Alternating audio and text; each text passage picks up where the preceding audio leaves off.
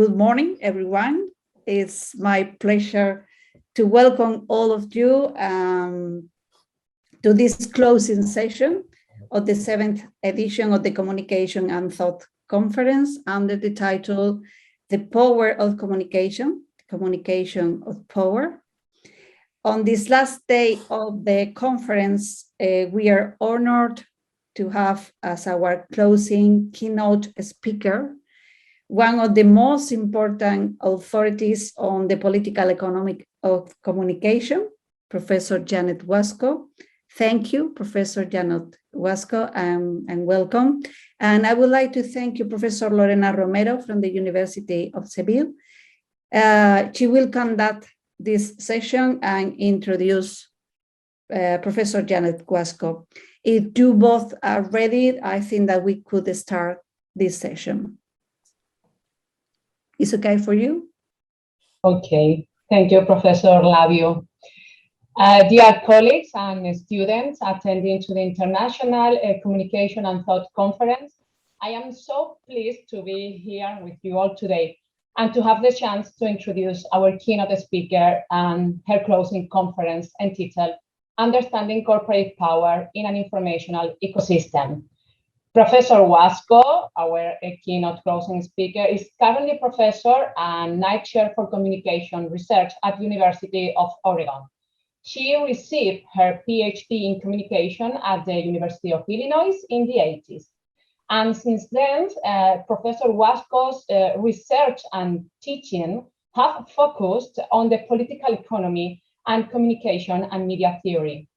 Related to these topics, Professor Wasko has published several influential books, including Movies and Money, Financing the American Film Industry, Understanding Disney, the Manufacturer of Fantasy, and How Hollywood Works. Besides, she has edited such collections as A Companion to Television, the Contemporary Film Industry, Media in the Age of Marketization, the Global Disney Audience Project, or the Handbook of Political Economy and Communications. In recognition of her work for increasing scholarship on media markets and democracy, she received the Edwin Baker Award in 2015. I would like to highlight how Professor Wasko has demonstrated a strong sense of dedication to the International Association for Media and Communication Research, IAMCR, first, like head of the political economy section, and from 2012 to 2020, like president of it. Finally, I would like to give you an idea of what you can expect and what we hope to achieve over the next minutes. Professor Wasko's understanding of how the cultural and media industries work is behind her conference, Understanding Corporate Power in an Informational Ecosystem. You are welcome, Professor Wasko, and without further ado, I shall give you the floor. Thank you very much. Thank you very much, Lorena, and thank you, Aurora, and all of you for being here, and especially for the invitation to speak to you during this conference, which I very much would like to attend, but we do what we can do, right? I also want to apologize because, of course, I'm speaking in English, and I apologize that I'm not speaking Spanish, but I'm hoping that I can communicate some thoughts. But I think first I want to do what we now are used to calling share screen. So let's see if I can make this work. And there we go. Okay, I'm assuming you can see the screen now, right? Great. Okay, as Lorena said, my presentation is trying to fit into the conference theme and so forth, and is really addressing issues related to corporate power and media communications information. I want to start with some very big numbers, and just step back and look at what kind of world we live in here these days. And some of these numbers, statistics may be familiar, but they're still, I think, they're still rather important to look at in terms of really what's happening in communications and media these days. As the image relays, each day we generate 500 million tweets, 294 billion emails, 4 million gigabytes of Facebook data, 65 billion WhatsApp messages, and 720,000 hours of new content is added daily on YouTube. Now, so we're familiar, I think, with this because we study media and communication and information, but we also need to realize that this is really having an amazing effect outside of communication and media and information. But it's received so much attention. Some researchers have called this the information catastrophe because it's moving so very quickly and so fast. Another statistic would be that the total amount of data created, captured, and copied and consumed, an important point, in the world was 59 zettabytes in 2020. A zettabyte, if you're not familiar, is a 1 followed by 21 zeros. It's a very large amount, but it's increasing. It's predicted that this will grow to 175 zettabytes by 2025. Eventually, another prediction is that there'll be more digital bits than all the atoms on Earth, which is mind-boggling, really. And in about 110 years, the power required to sustain this production, digital production, will exceed the total planetary power consumption today. It's a bit overwhelming. Here are some of the numbers actually written out so you can get a sense of it. Actually, we mentioned zettabytes, and some people are calling this the zettabyte era. In 2016, the company Cisco announced that we were in the zettabyte era because global internet traffic had reached 1.2 zettabytes. The exact start of that is kind of debatable, but indeed most agree and look at this enormous increase in data. As noted previously, the usage rates are continuing to grow, and we appear to actually have already overshot, or we're past the Zeta era and perhaps heading towards, or maybe even already in, what's called the yottabyte era, or will be before long. Again, the yottabyte is a 1 followed by 24 zeros. These numbers are hard for us to fathom, really, but we understand the growth in all of this activity because we're interested in looking at information, communication, and so forth. As we look at this, though, there's more specifics that we also can attend to here. What are the things that have led to this zettabyte or yottabyte situation, these eras? And some identify the contributing factors that led to this rise and the continuation of this data consumption, creation, replication, and so forth, as the following, which are noted on the screen.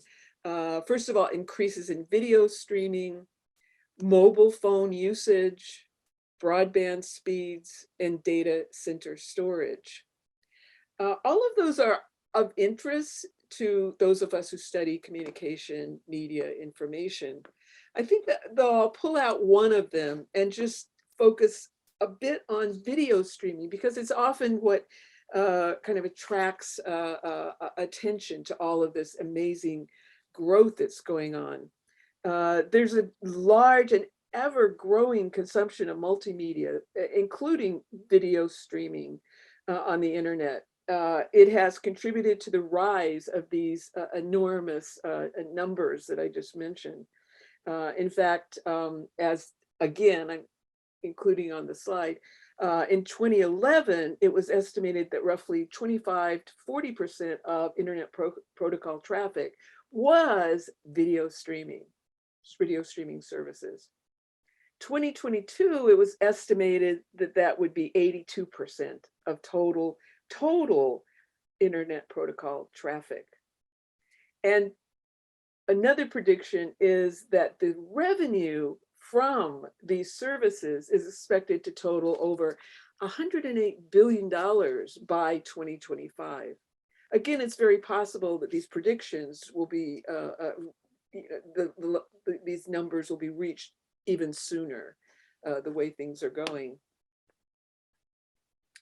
We can look specifically at online streaming services, and a few of them I think stand out, specifically Netflix and YouTube, which I'm pretty sure you would be familiar with. Both of them are at the top of the list in terms of the most globally streamed video services online. In 2016, Netflix represented 32% of all video streaming, and while YouTube represented over 17%. Amazon Prime Video was third, with a much lesser, but still a very large global data usage at 4%. Netflix has roughly 214 million global paid memberships. That's as of last year, the third quarter last year, 2021. And currently is identified as the largest video streaming service in the world. It's accessible in over 200 countries with more than, I already mentioned, the number of paid memberships. Likewise, YouTube in 2016 was responsible for using up about 20% of the total internet traffic and 40% of mobile traffic. YouTube, as we know, not only offers content to download through streaming, but also uploading video content. And as of 2018, 300 hours of YouTube video content was uploaded every minute. These vast amounts of data mark this unparalleled period of time, and is one of the major contributing factors that has led the world into this Zeta and leading us into this yottabyte era. A 2020 study by another company, a market research company, predicted that by 2022, again, video viewing will account for 82% of internet traffic. But they also, in their report, which is called the Sustainable Future of Video Entertainment, analyzed the energy demands from this, the video entertainment industry overall, everything from production to delivery to consumption of feature films, video games, and other video experiences like we're all having right now, by the way. They noted that there is limited awareness, this is from the report, of the environmental impact of video and consumer devices, and lack of access to more sustainable choices. These are key factors, again, driving the video entertainment industry's growing carbon footprint. Well, who's guiding all of this growth? Who is actually kind of behind it? To answer this question, I'm going to argue that we need to look at corporations and we need to look at corporate power. I like very much, if I received the correct translation of the theme of this conference, this notion at the bottom of the screen that power, looking at power as shadow structures that influence our lives. I think corporations and corporate powers represent that. According to one source, 25 of the largest companies in the world were bigger than entire countries in 2018. Furthermore, we live in an era where fewer than 10% of the world's public corporations account for more than 80% of all profits. This did not seem to represent this does seem to represent definitely a source of power, and may indeed speak to one of the themes, of course, in this conference. Recent developments surrounding transnational corporations confirm what some political economists have emphasized for decades, that the concentration and dominance of transnational corporations is profoundly restructuring the global economy. One political economist, Susan Strange, has argued that in the mid-90s, transnational corporations had become central organizers of global economic activity and key decision makers over what gets, when, where, and how in the global marketplace. She urged scholars to take these institutions seriously and to study corporations.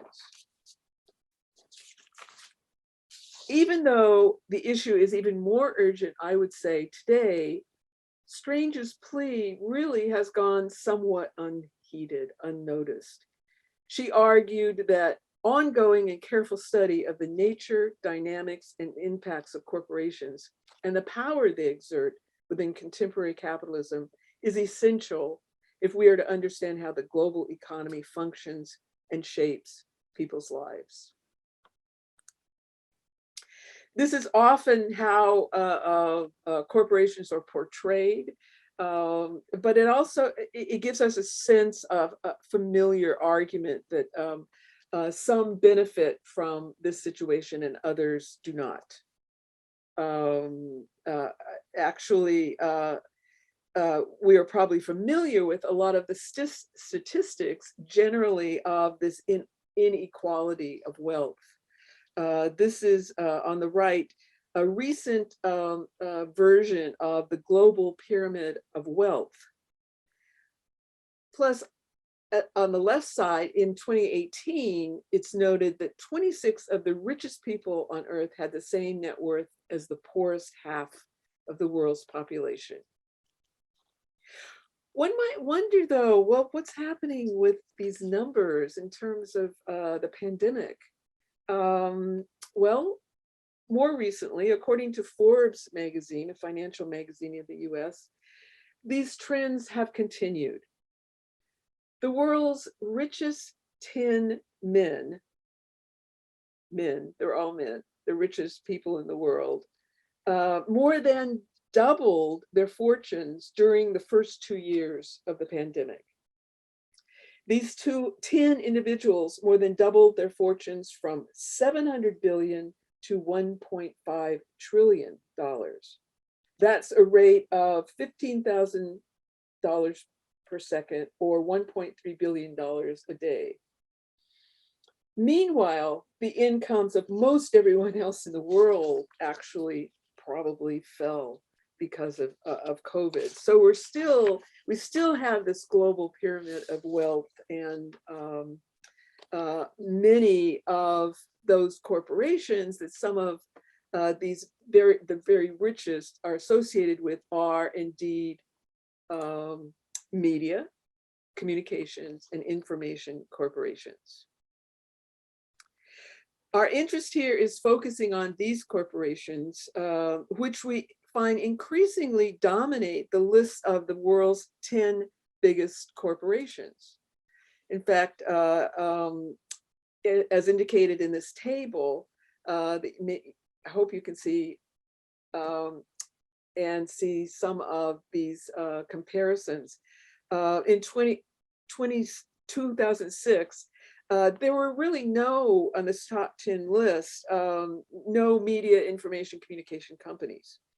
However, by 2016, not only were they present on this list of the top corporations in the world, but about 1/2 of these corporations represented media and communications companies.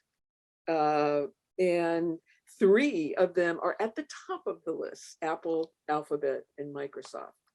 This shifts all the time in different years, and but the point here is that some of those companies, corporations that we're familiar with in our studies, have become very prominent in terms of worldwide, in terms of corporations.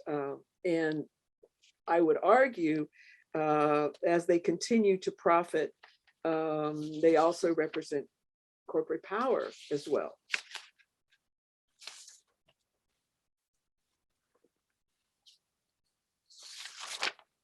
This is also a more recent list of leading media companies by revenue, and just to kind of confirm for us the amounts of money that they actually make, the amount of profit.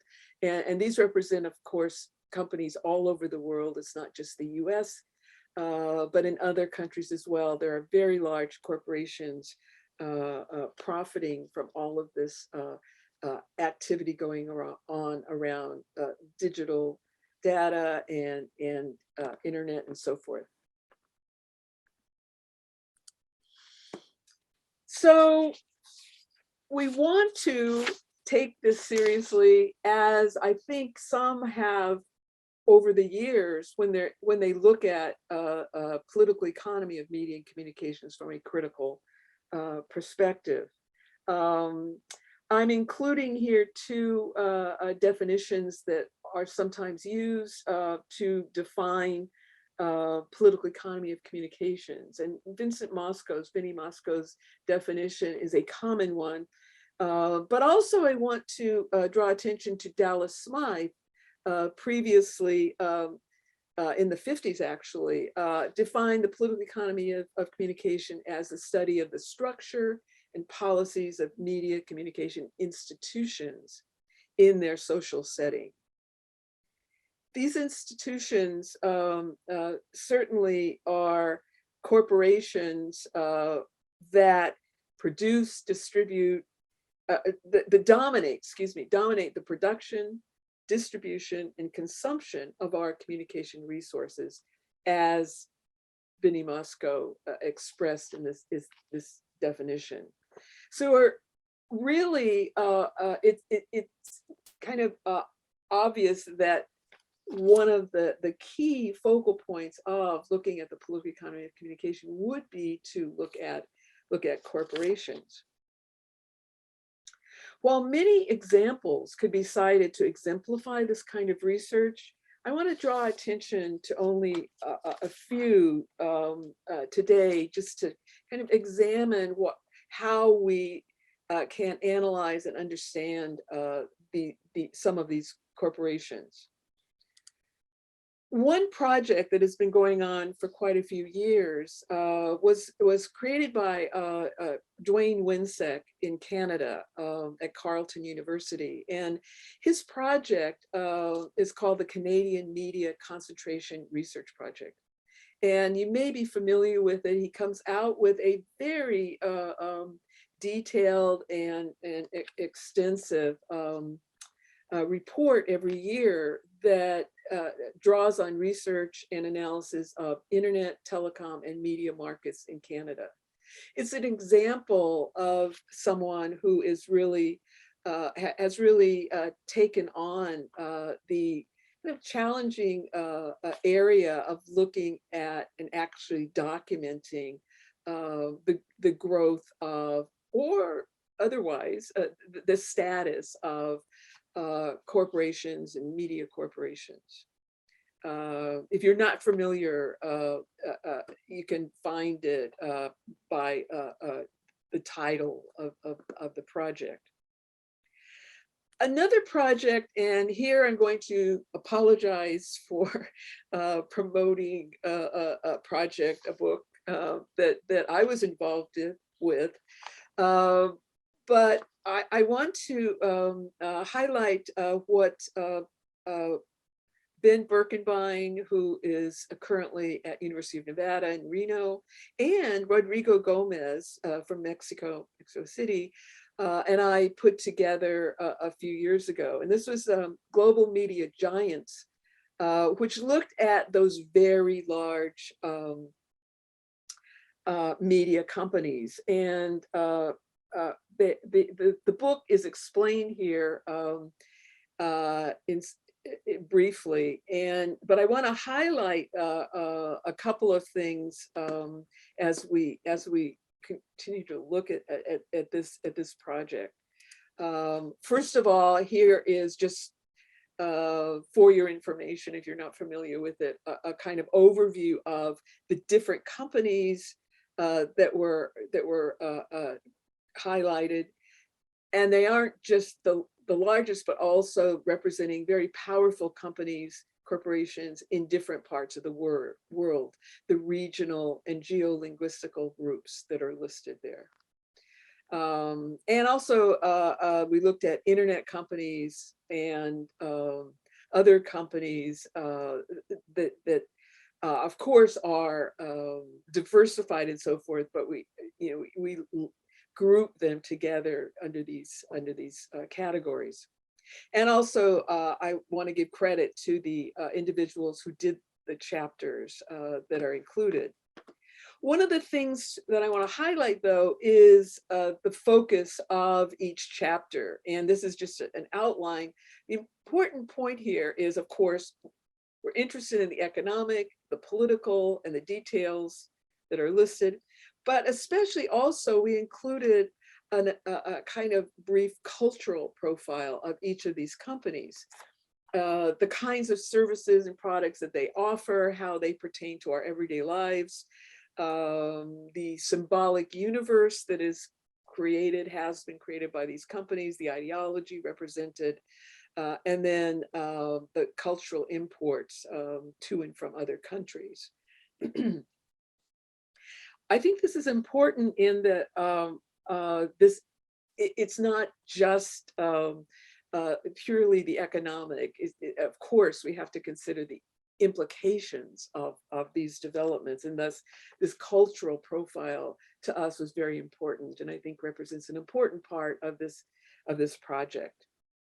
The project goes on. That was the collection, the anthology that we created, but then we've gone on to continue these kinds of analysis for individual companies in these short volumes that represent single corporations in a little more depth.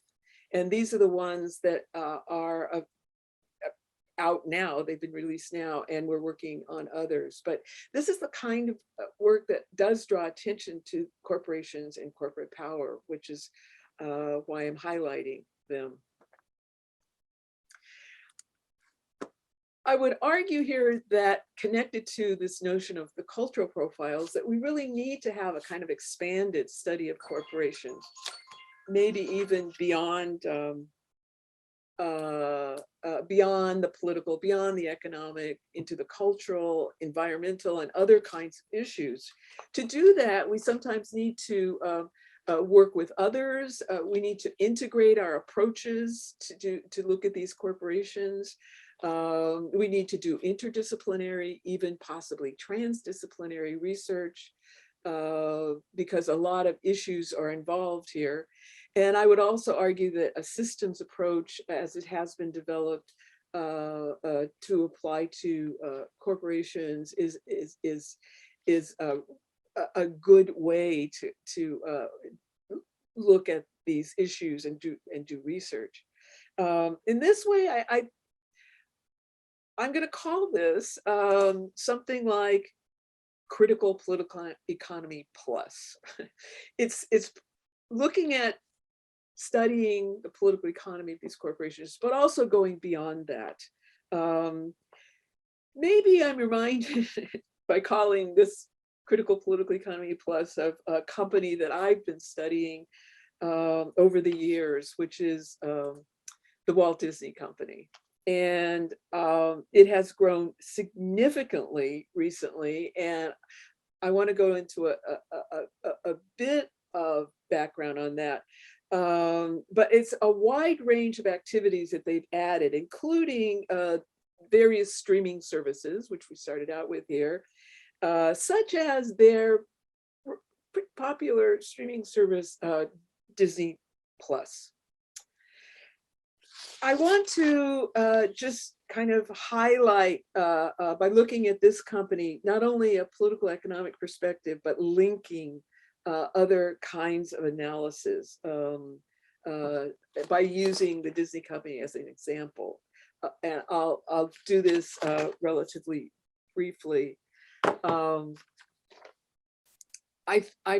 think that most of you are familiar with Disney. For more details, this is the book, an update of my study of Disney, where I tried to look at Disney, the whole Disney, and take this kind of approach. The history of Disney goes back to the 20s, and it was a small company that wasn't really a powerhouse per se. It was very popular, but it wasn't as similar to the major companies that were quite diversified and integrated. By the 1950s, the Disney Company moved into different areas, television, theme parks, and so forth. Thus, they became more integrated and diversified. They have grown, and I'm skipping to the present day, to represent an amazingly large and diversified company, global company.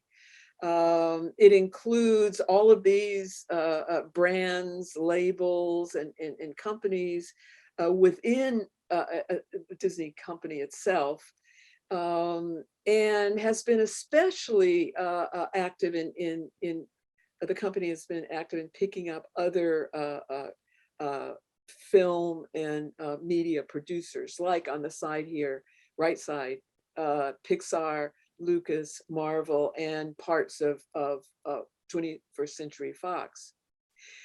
To top it all off, they have, I mentioned, started a streaming service, again, first launched in November 2019. Only 5 months later, it had 50 million subscribers. Currently, 118 million subscribers, and it seems to be growing, but it depends on the area. At any rate, it has been incredibly successful, but it represents the whole Disney in various ways. Once upon a time, Disney was referred to as a universe, the Disney universe. I think because of all these changes and these mergers and takeovers of various companies, they've really moved to become what I'm calling a Disney multiverse.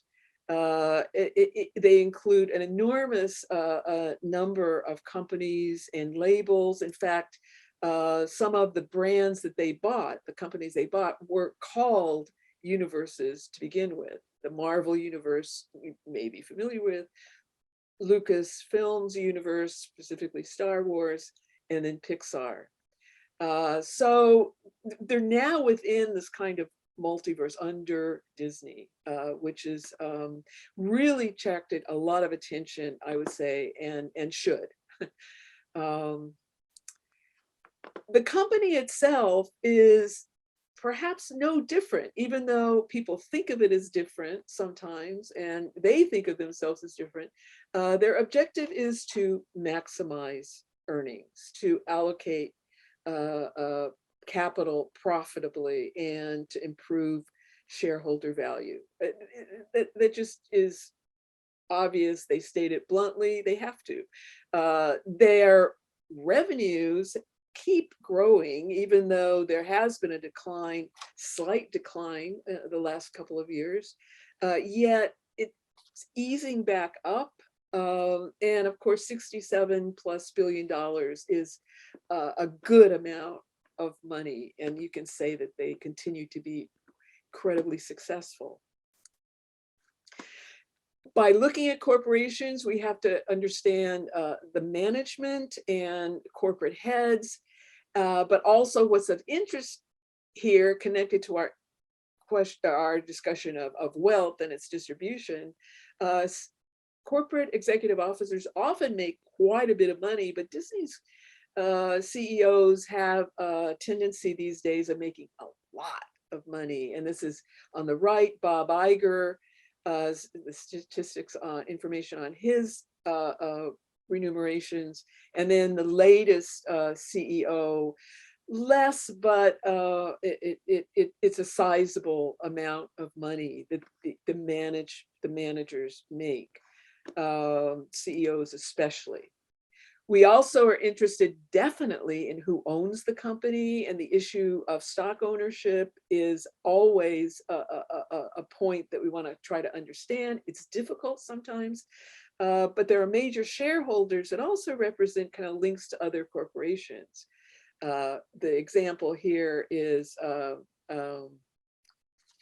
Steve Jobs from Apple, but also he became a part of the Disney board and received lots and lots of shares when he sold Pixar to Disney. We're also interested in going beyond just the ownership, the amount of money they make, and the amount of money that individuals make, to what they do and how they operate. And not every corporation is the same. What I tried to do in the book was talk about how Disney promotes synergy in their company, how they're expanding, how they're controlling things like copyright, labor, and so forth, their global activities, as well as their technological and research activities, and then finally, corporate social responsibility, which lots of corporations are dealing with now. So we need to, what I've tried to do is look at those more carefully to see how all of that works. There's also a very interesting wrinkle here with an example, I think, of power in terms of Disney. This is in the 60s when Disney started open Walt Disney World. They received a government okay for forming a structure called the Reedy Creek Improvement District. Well, it just happens to provide them with the ability to issue tax-free bonds, to regulate their own land use and environmental protections, and provide fire, police, and other essential public services. In other words, it gave them power over their own property and their own activities. This is an interesting point when we start talking about power, is how the relationship between government and corporations. We need to, and I tried to in the books, expand the analysis of this corporation and looked at content, meanings, ideology, as well as looking at audiences, how Disney is received, their products, and of course, all of that cultural impact. And the thread throughout is connected. The political economic analysis kind of links to these other areas, or tries to anyway. In terms of content, just very, very briefly, you may know that Disney has received enormous amounts of criticism for not really being that diverse in the past. They have become very kind of defensive of this and argued that for years now, they have been quite diverse and also attractive and relatable and relevant to everyone. Some people may disagree with the fact that, with the claim that the Disney brand has always been inclusive. And so this statement is also another issue in terms of what corporations say they do and what they do. And so I think studying those contradictions is also very important. Well, of course, Disney has changed a bit. We have to recognize it. My students, by the way, in a Disney class always point to the new Disney and improvements specifically in the representation of gender and diversity, which has been an ongoing problem with the Disney company. With newer films, including Frozen and with the two sisters that became very, very popular and are said to be represented as empowered, right? Speaking to the issue of the representation of gender, as well as characters like Rey in Star Wars. It is said that there's this improvement in the diversity and representation by the Disney company. In addition, other characters and films have been offered. Black Panther was pointed to one of the Marvel films as a strong representation of race. Moana is a film that people point to as having a strong heroine, as well as the first Black princess, which was Tiana in The Princess and the Frog. It continues. We don't have time to talk about the possible implications of that, maybe even the contradictions of it. But indeed, they're really gaining a lot of attention for improving their representation. It also is helping these films to attract a wider audience and a larger audience. Another example, just very briefly, of the way that Disney continues to really represent, I think, one of the corporations that supports perhaps consumption and consumerism to a great extent. The number of products that are available is endless. In 2020, they started this Disney Princess franchise that was quite successful, bringing all of the princesses together and selling an enormous amount of merchandise. It's estimated that more than $46 billion has been made from just this franchise, the Princess franchise, since 2000. What this is saying is that Disney's continuing to be successful, of course, but then also that they are continuing to promote consumerism. And also they may need to address issues related to environmental problems, which they are trying to do. Most recently, Disney has really emphasized environmental issues and how they are trying to work on these various problems at their theme parks and throughout their company. However, some, as in this report that I've cited here in this slide, some kind of don't really accept the fact that Disney is totally going green, and it represents an example of greenwashing, which I think you probably are familiar with. With The Guardian, in an article about Disney, said that Disney is taking the well-worn path to corporate environmentalism, but its business model still depends on enticing visitors to fly halfway around the world to shake hands with Mickey Mouse or ride a roller coaster. They've really put their label on it in ways that they do often. On the left, you have this notion of environmentality, which they've trademarked and used Jiminy Cricket as their representative, their symbol of environmentalism. Well, again, The Guardian noted that at the theme parks, specifically Disney Paris, it attracts more than 12 million visitors a year, including 2 million Brits, and probably half of them fly, right? So what is the impact of that that's not changing, except perhaps by an epidemic, a pandemic?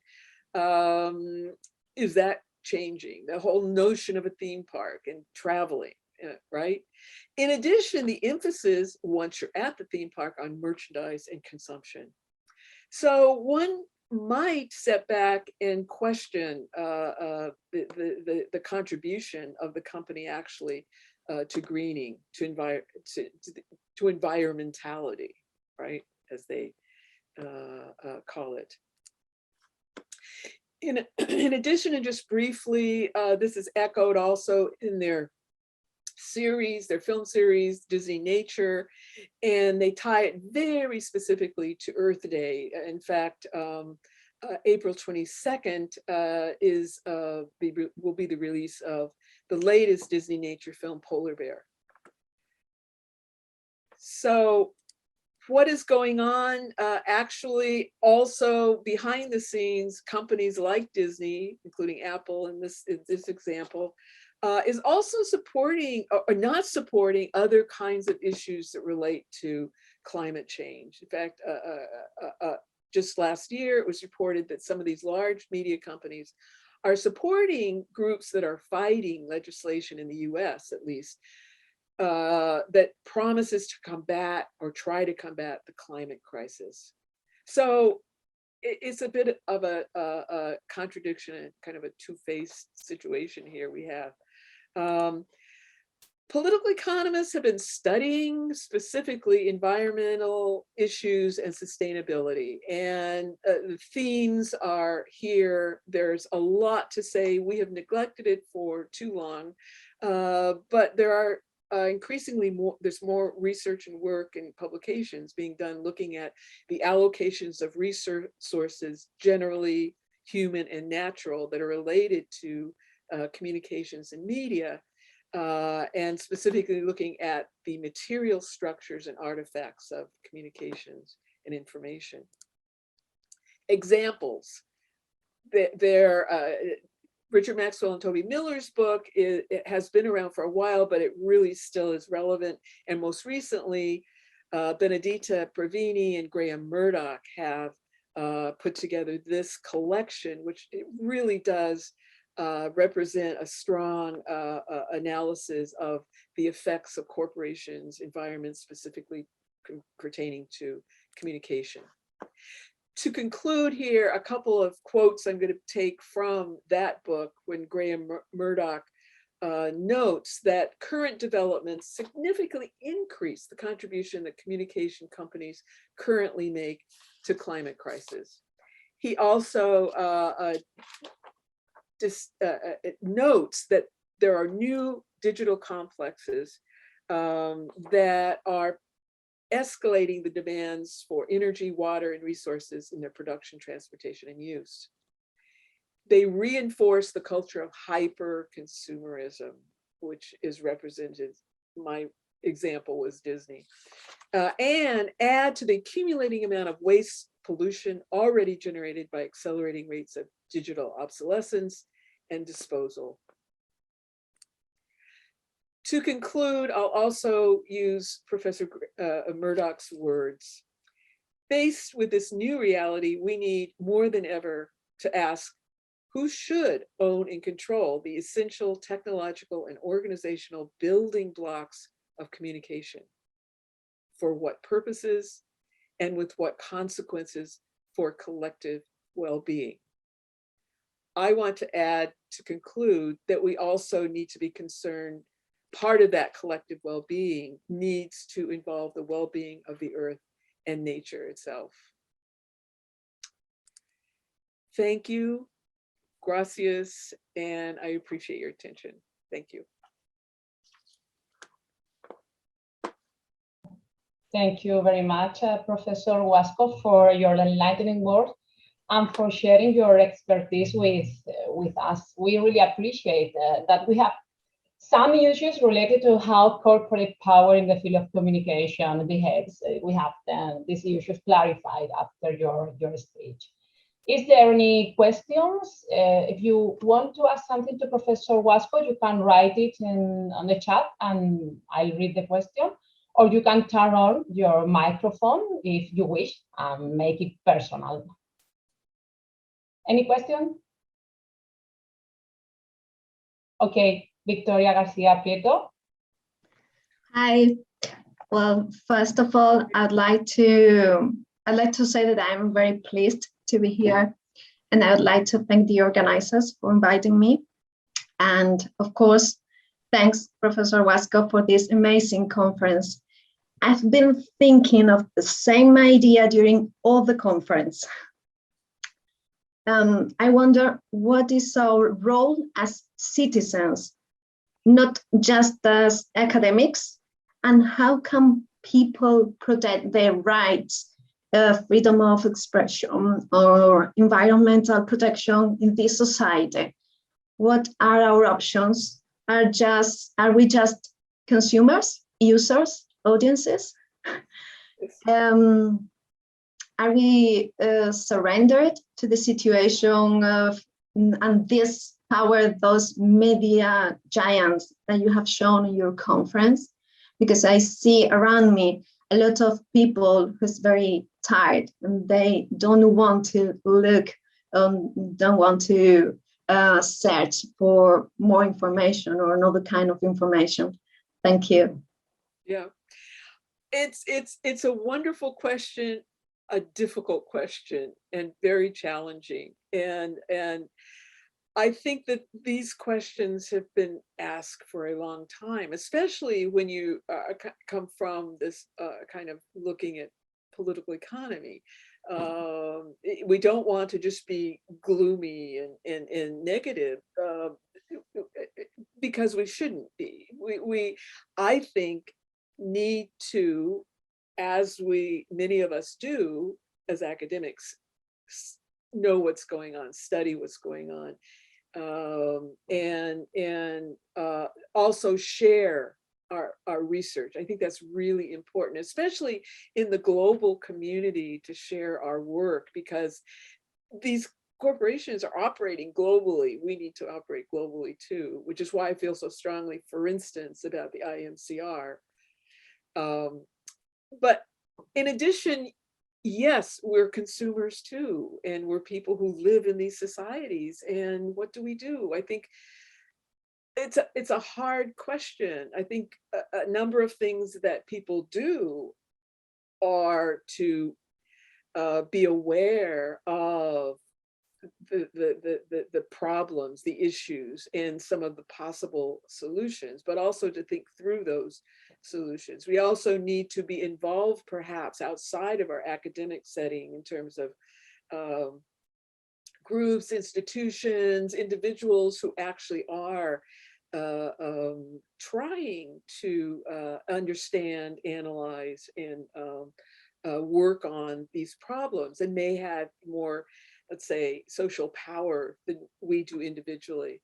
I think it can be extremely depressing, but I'm not saying that we should be just thinking it's going to go away, or we can solve it easily. In other words, I don't know that I'm giving you a great answer, but just to say that it's complex, but also I think our duty really is to understand as best we can what is actually happening. And that brings us to our research and then our teaching and publishing. So I hope that tried to answer your question. It's a tough one.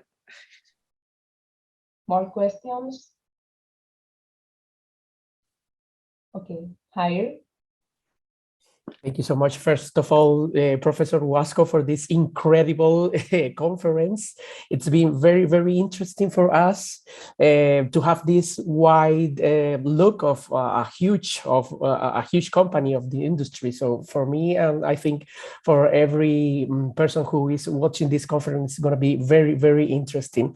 For me, I have to say, it was very overwhelming to discover all this vast amount of numbers in the beginning of your presentation, because I had the idea, but I didn't have the real numbers, and discovering it's really, really overwhelming. So I have to say that it was very revealing for me. And another thing that I wanted to highlight of your presentation is when you say that we have to notice not only the economic aspects of the critical political economy theory, but also the cultural aspect. And for me, it's a very important thing, because we in communication, we have always to understand the other face of the communication, that is the culture, and I think it's very important. So I just wanted to ask you something very, for me, very simple, but I think could be important. If you had to choose just one skill for us as researchers, to understand the real role of the communication in these huge companies, in these huge corporations, which one would it be for you? Thank you. Do you mean specific corporations, or? Yeah, to understand the role of communication in this corporation that are very important and very huge in the industry, I think. Yeah. First of all, I think that I wouldn't identify one or two or whatever, but I think we probably want to relate to, study, work on those that kind of maybe we're more familiar with, or that influence us, right? And so I think that's important, but also it helps with access. It's very sometimes difficult to get access, and so if we're taking a company that's headquartered around the other side of the world, that may be difficult. So there's an advantage there, but also there is work being done, so you need to become familiar with the kind of work that's being done, and it's not just the Global Media Giants series, although that's a good start. But other people have done really interesting, good, strong, in-depth looks at various corporations, media companies, and so forth. Again, they have done these good studies, but things change, and it's always important to do updates and keep doing work. So just because someone did something on a particular company or area or so forth doesn't mean that there's not more work to be done, right? So I hope that helps. Yeah, thank you so much. It's a very, very important tips for us. Thank you. Anything else? If I may have Gladys, sorry. Ask Professor Wasko.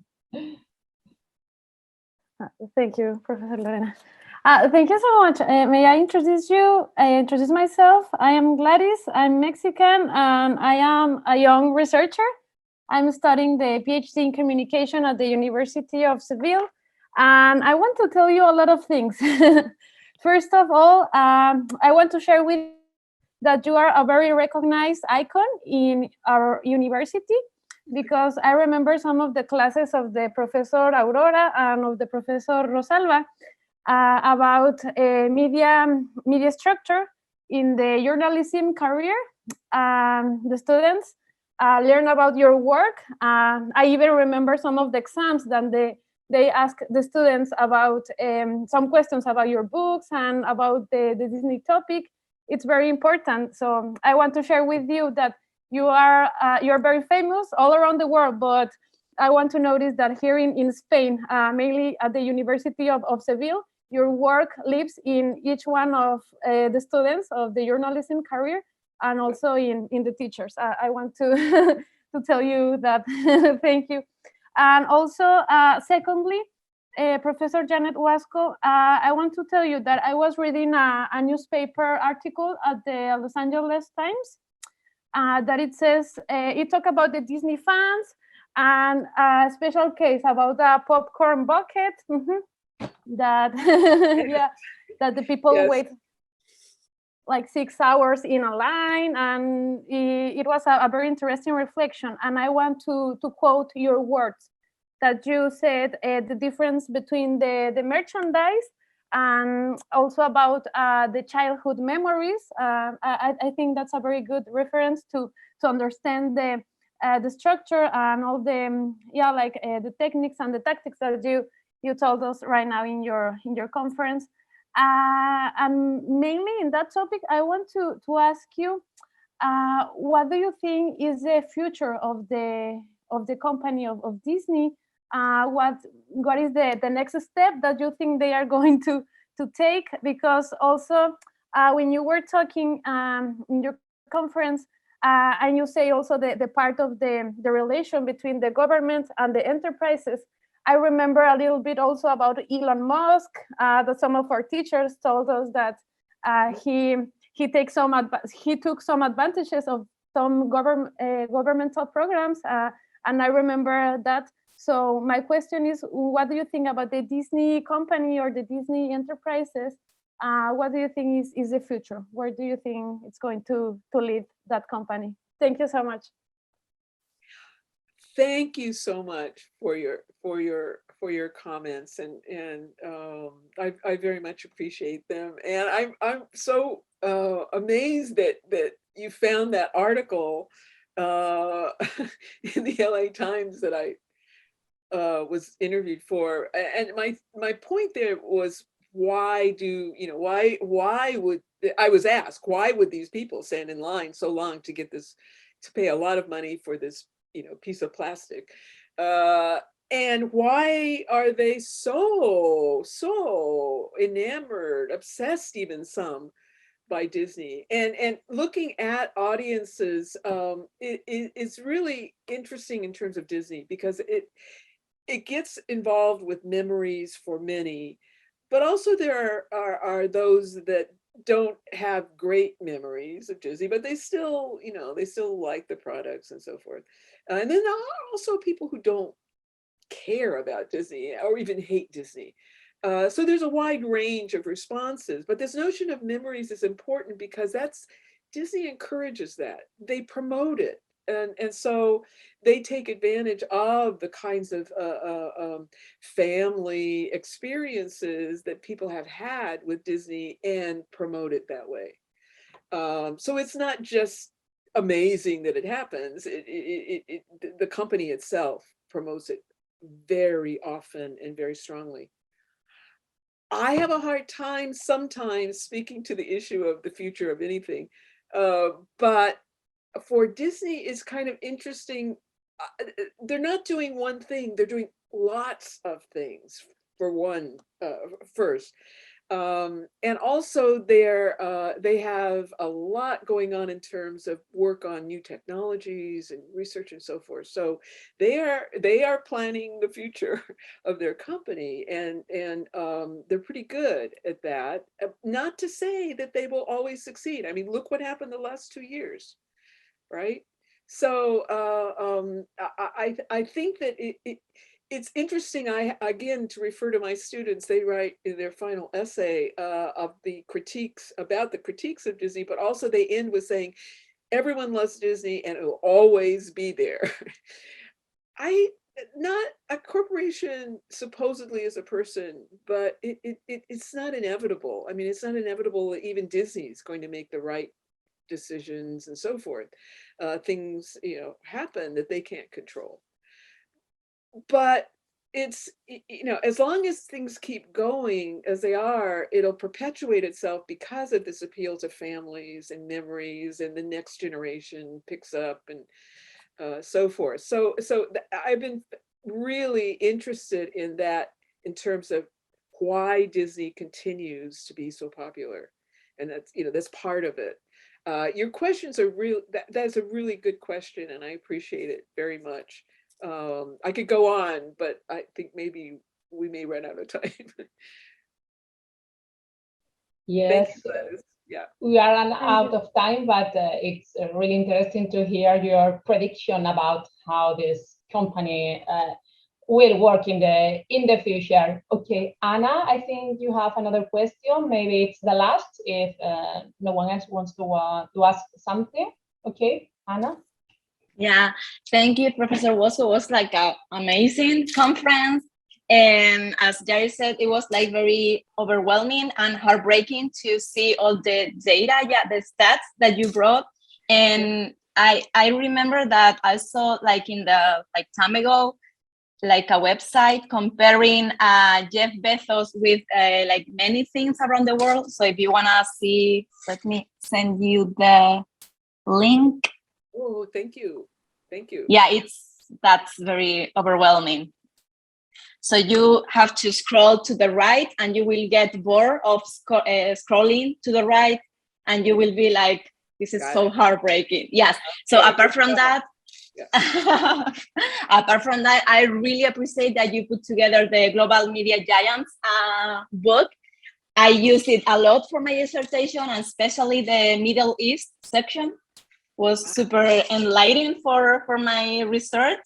Yeah. And regarding Disney, that we were talking about, like how diverse they are right now with those characters that are more diverse and so on. I feel like they are doing it not because they want to be diverse, but they are taking advantage of the profit that this kind of diverse is right now. So for example, I just think about Coco, Lucas, Bayana that are culturally diverse, and the movies came right in the perfect moment and they got so much money. So for me, it's not diverse per se, but like the profit, like, you know, making money.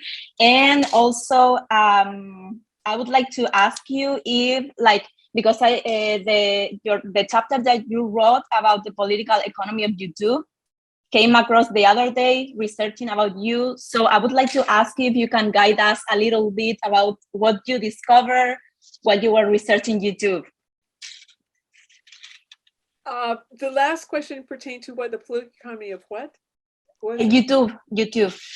Oh, okay. Yeah. First of all, thank you very much for your comments. I appreciate that a lot. And I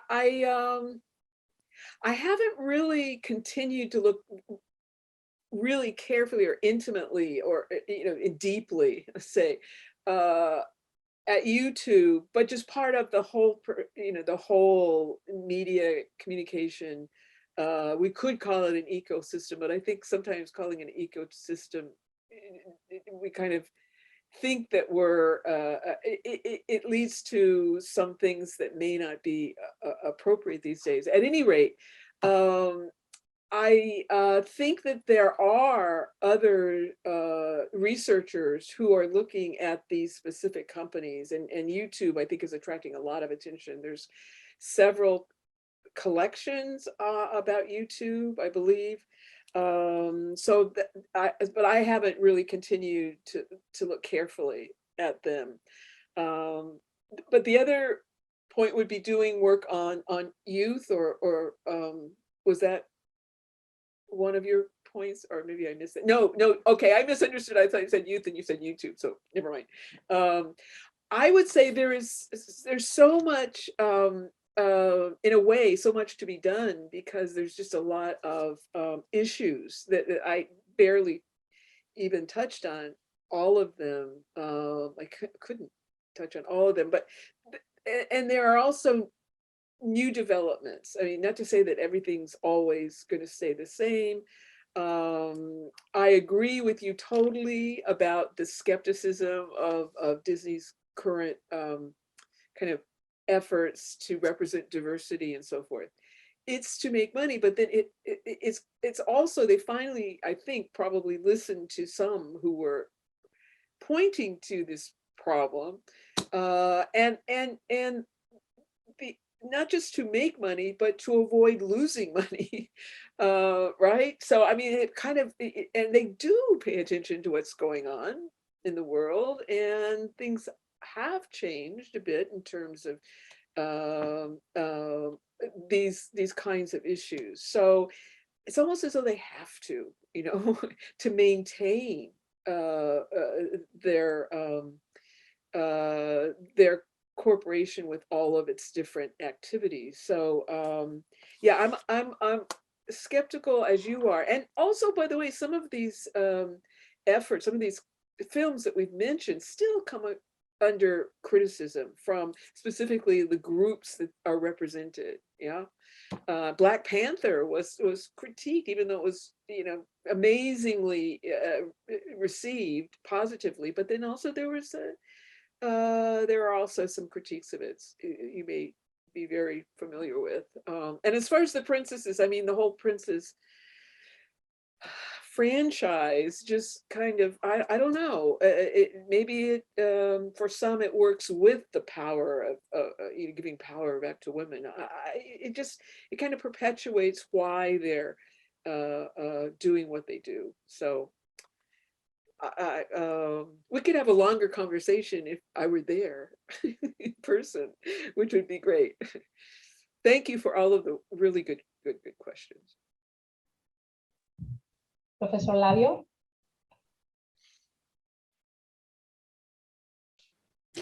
Thank you, Professor Janet Wasko, for your lecture. As you show in your presentation, biggest media corporation are from USA.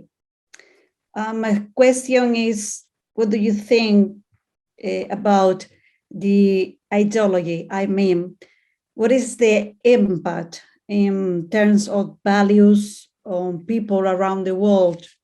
What are the cultural influence, ideology that USA is establishing as a global mentality? Because most of these companies are related not only to animation as Disney, but also music and magazines and TV fiction series, another kind of film. So what is the impact? What is the global impact on people related to cultural, to American culture, to American cultural ideology, American cultural influence?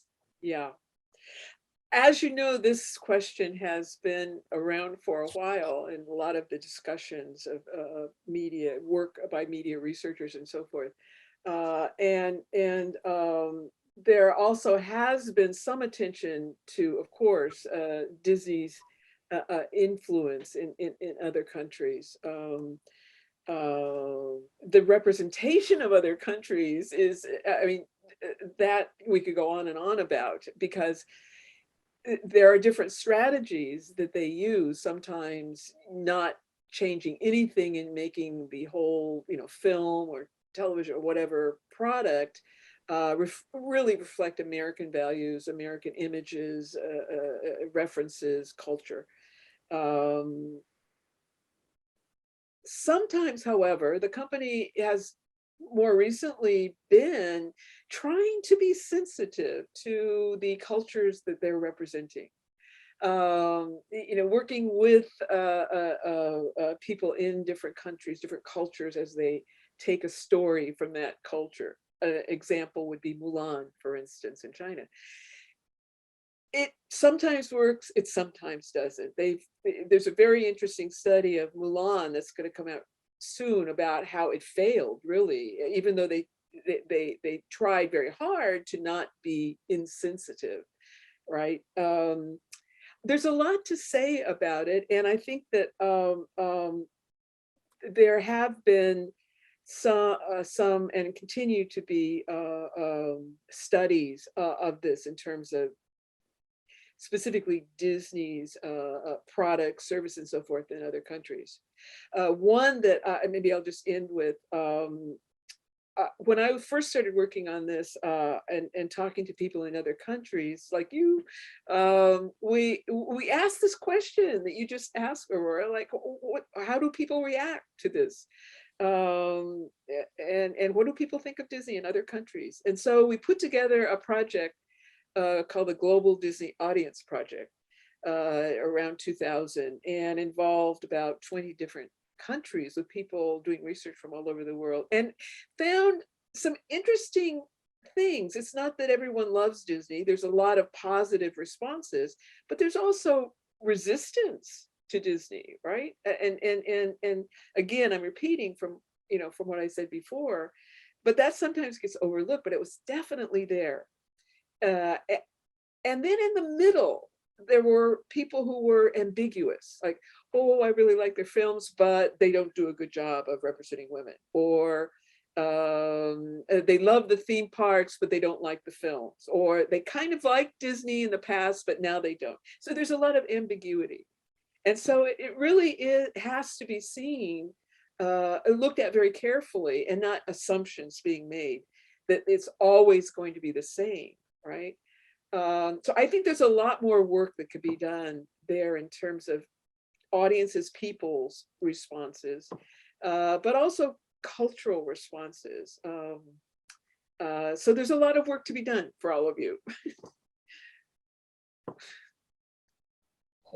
I just want to add, if it is Okay, possible. the last was No, it's just very, very quick. Okay, it's just thank just you. a comment that, like you said, Professor Wasko, that they tried so hard to make a good representation of Mulan.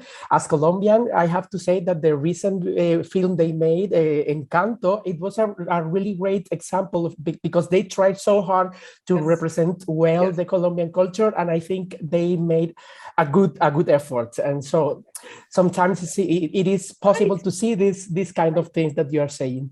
We have to say that, right? And also Coco, I think, received fairly good responses in Mexico. So yeah, we have to say this, we have to admit it. Yeah, so thank you for the comment.